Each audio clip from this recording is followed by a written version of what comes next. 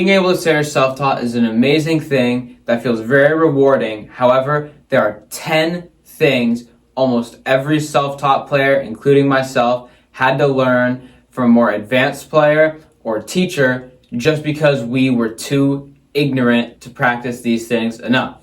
First one is when you are never going to hear enough, and that is going to be just practice with the metronome. First start using scales, and then slowly go to phrases and then songs. Now, the second also helps in any jam session, which is you just need to know your inversions of triads and how they move around, sort of like this as a brief example.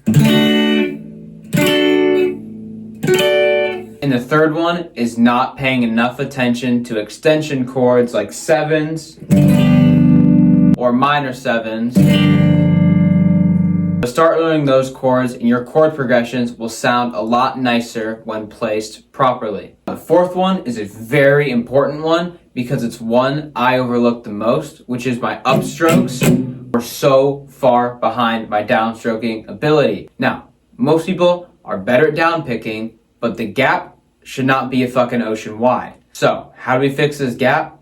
Whenever we play scales or mini phrases to help with phrasing, we uppick the entire thing because there's only one way to get better at uppicking. Alternatively, a slower and more fun way to get better at it is just to continue alternate picking and eventually it'll help. Now, the fifth one is very related to the first, which is the best thing a teacher ever taught me, was you have to start using your voice as your metronome when you practice phrasing. It's going to help build a relationship between your voice and your guitar and help separate them. So along with your ability to separate the two rhythms, you're going to be on time and you're going to have a better feel for different tempos if you are verbally counting it out, sort of like this.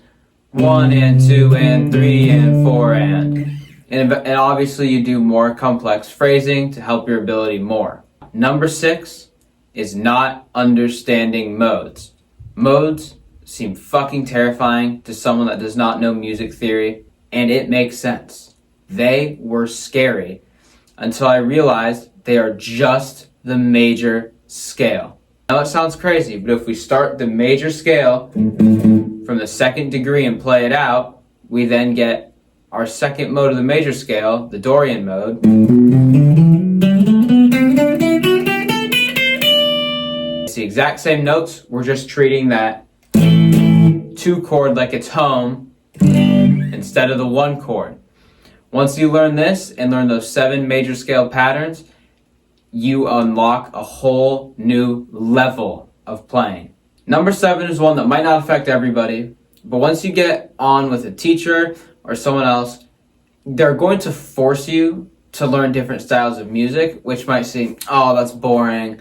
And well, it is boring.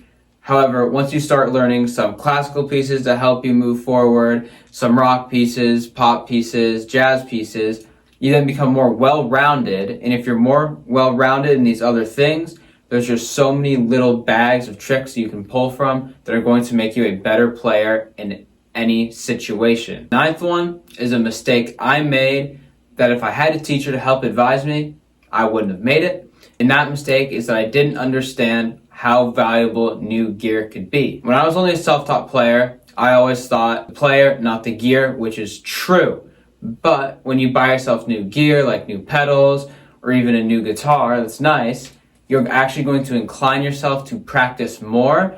And not only are you going to practice more, your practice sessions are probably going to become from this long to this long. And when you have that continuous practice session that's longer, that's when you actually get way better. So don't fall for the gear trap. When you start feeling like things get mundane, trade in a drive pedal for a new one, buy a delay pedal, get a new guitar if it's worth it, and it's going to help you be motivated, and it can even inspire new ideas.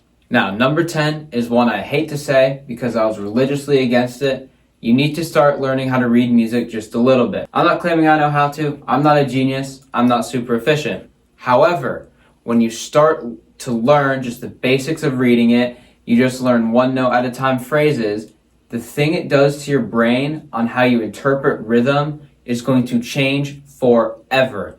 And another mistake that I made, I can link into that, is that I used too many tabs that I could listen to, like Songster. Although Songster is an amazing website, when you just listen to it, it's not really listening by ear because you see the numbers and you're not interpreting rhythm properly. So once you just learn to read and play very basic written music, you start to understand rhythm differently, and that is going to set you apart from many other self-taught players. Those are the 10 pieces of advice I think every self-taught player needs to hear. If you enjoyed the video and have any suggestions on new videos or any feedback to give me on